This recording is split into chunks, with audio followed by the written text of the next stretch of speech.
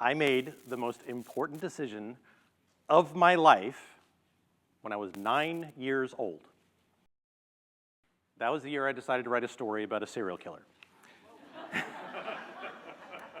So after listening to my sister talk about horror movies and sharing ghost stories at my cousin's house, I wrote this story about a hooded killer with a clawed hand. The next time we gathered round, I told this story about the hooded killer with the clawed hand, terrorizing this little boy named Billy in his house. Nobody took me to therapy. They all really liked it. They were like, wow, good job. And in that moment, when I internalized that praise as validation, that's when I became a writer. And that's when I took on the identity of an artist. Now, what's strange to me is not that I was writing about serial killers, although I will understand if you disagree. What is strange is that my creativity was encouraged, because that doesn't usually happen. And what is strange is that that encouragement was so powerful, it altered my life. But at the same time, it was just this random moment in my childhood. I was just a little brother trying to keep up with the older kids in my family. They could have been talking about anything, or they could have made fun of my story, and I would have been a totally different person. So I am only an artist because of serendipity. And that is important, because that might be the only reason why you are not. And that has implications, because it means that in actual fact, everyone is an artist. Whether or not we think we are, whether or not you've made anything, whether or not anyone would say it's any good, everybody uses artistic skills every day in every profession in ways we don't even realize. So let's look at this. Let's re-examine our entire relationship with art, how it works, where it comes from, how it gets applied in our daily life, because right now, that relationship's pretty dysfunctional for everyone. We seem to think of art as something you either do or do not have, and that is demonstrably, tragically wrong. My first bit of proof is in a shell somebody found over 100 years ago. This is a mussel shell. It was collected by Eugene Dubois in the 1890s. It dates to roughly 500,000 years old, which means that the individual that made these markings was not even a modern human. It was one of our ancestors called Homo erectus, named because they stood erect on two legs. That's how far back we're going. We don't know why these marks were made, but we do know that they are too deliberate and they require too much careful effort to be accidental or random. And we also know that the marks would have stood out as a bright white against the brown surface that the shell would have had at the time. So our ancestor, working with the shell, would have noticed. Wow, that really pops. And that can be important and useful when showing ownership, decorating, or presenting as a gift. Now, the scientists that studied the shell were very hesitant to call this fully art. So, all right, let's call it proto-art, maybe art. But even that requires and indicates abstract thinking, the ability to consider things that are not tangible and not physically present. It is the capacity to understand what an idea is. And it is the foundation for the central question in all of creativity: what if? Now I have to be careful, because I'm about to condense a lot of human development, and this next part gets really nerdy, so I do apologize. But that question and the ability to ask it lays a foundation for a host of skills, cultural developments, and neurological changes that create the modern human experience. It is a seed that creates an entire skill tree for the human race. But there's arguably something else that is just as important: the mirror neuron. And again, I have to be careful, because mirror neurons are over-sensationalized. The media is the media, and so you get things like 5 ways to use mirror neurons to hack your brain. Number 3 will shock you. Here's what you need to know about mirror neurons. Primates have them. Humans have them. And they fire when we observe individuals doing stuff, which allows us to imagine ourselves doing that stuff. So if we're back in caveman times, and I have to teach you a skill, no one's invented words yet, you can watch me do something like throw a spear, and then imagine yourself throwing that spear.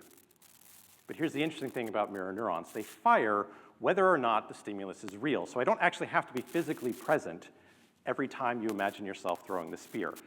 And they fire with triggers like symbols, objects, sounds, and colors. So if I chant or I make a noise like "ay" and throw that spear, apparently they had the Fonz back to caveman times. Just go with it. "Ay," that chant might make you also think of throwing spears. So, all right, that's a lot. Let's bring this all together. So you have abstract thinking providing creativity's central question. What if? You have the skill tree, providing 500,000 years of super cool stuff I don't have time to talk about. Just think of it like Bob Ross, happy little skill tree, scraggly. And you have this crazy ability to imagine yourself doing stuff. So if creativity asks a question, art takes some or all of the things in this skill tree and creates an answer. And because we have this crazy ability to imagine ourselves doing stuff, we internalize that answer as an experience. And that makes art an act of communication. Our attempt at a direct download using whatever means we have available, symbols, objects, sounds, and colors. And you'll notice that I'm not saying things like books or pictures or movies, and that is because those things are only mediums, transmission methods. Art, as an idea, as a thing unto itself, has no concept of a painting or a poem. It is a direct application of skills and instincts that make us who we are. And that medium, that method, that answer can be anything. And whether or not this happened exactly as I described, or some other way, or some other entirely different way, we have not only had these skills for a long time, but the entire time that we have been human. Art is humanity, and it can be seen in everything that humanity does. Manufacturing, mathematics, sports, all require artistic imagination. Leadership, sex, economic theory. I'm pausing to see if anyone's perking up at the idea of a sexual artist. Some of you have met one. Some of you know exactly who I'm talking about.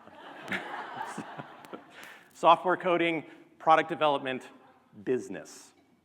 I'm willing to bet that the most successful business leaders in the world have all understood this on some level, which is why, more and more, we're treating them like rock stars now. But this also implies a question. Why do they and all of the actual rock stars and the actors, writers, painters, mimes, dancers, freaks, geeks, and weirdos, how come these are the only people that get to have all the artistic fun? Because art is fun. Art is damn fun. It is the reason why I have had my best moments. It is the means through which I have found my best self. But it is also the reason that I have been in constant conflict with life's practicalities. Because the conventional wisdom is that art is a hobby. Art creates nothing of immediate value. Art is pretty pictures and doodads and trinkets that take up space in life's junk drawer. So stop with the pictures and stuff and get a job. And against that backdrop, it's understandable if no one really does art, even as a hobby. And even if you do, I'm guessing your next three thoughts are, why am I so special? What I'm making is trash, and what am I even doing with my life? It's almost like art has this radioactivity of shame.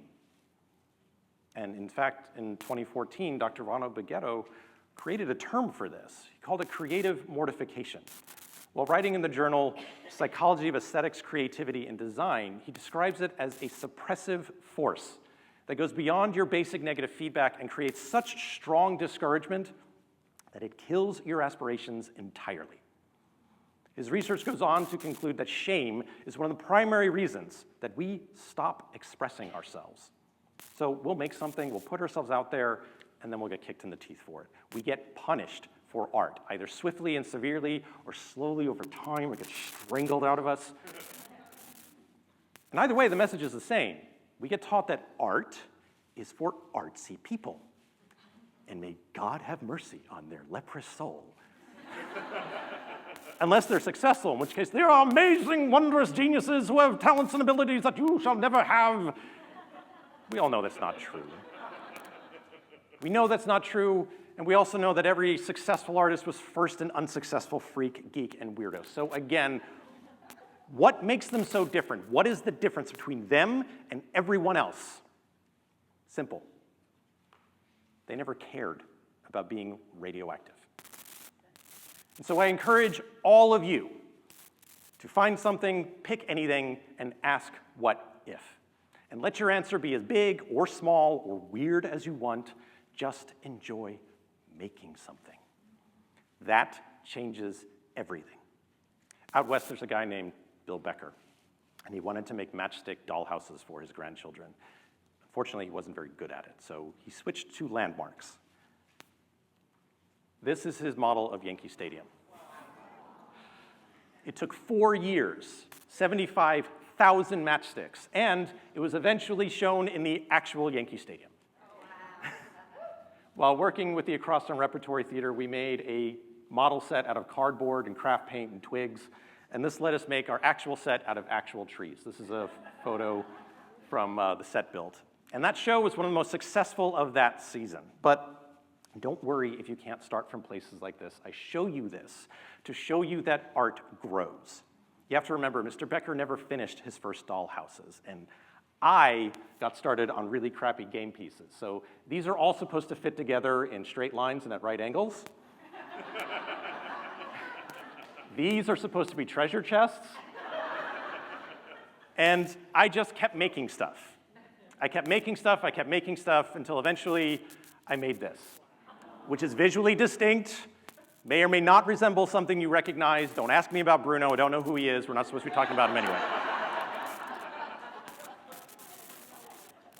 But the point is, don't worry about being good. You're not doing this to be good. You're doing this to have fun. You're doing this to share a piece of yourself. You get good by doing the thing. Art is a gift from ourselves to ourselves. And it is one of the only pieces of ourselves that we really get to leave behind.